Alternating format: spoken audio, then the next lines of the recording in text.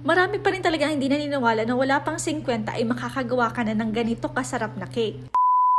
Tumabo sa takilya yung video ko nung gumawa ako ng Milo egg cake. At dahil wala nga akong magawa, susubukan naman natin ngayon gamit ang 2 pakete ng Bear Brand at 2 piraso ng itlog. Ganun din kaya kasarap ang kalalabasan nito? Sa isang lalagyan ay paghahaluin lang natin ang lahat ng ingredients. Hindi na nga pala ako naglagay dito ng asukal dahil optional lamang ito. Ang ibig pong sabihin ng optional ay pwede mong lagyan at pwede namang hindi kung ayaw mo. Naglagay din pala ako ng kalahating kutsarita ng vanilla, pampatanggal ng lansa at pandagdag na din ng aroma. Sasalain muna natin ito bago ita-transfer sa gusto nating mold at tatakpan ng foil. Alam niyo na kapag wala kayong foil, ay pwede na si besh. Pwede na ang plastic. I-steam natin ito sa loob ng 20 minutes.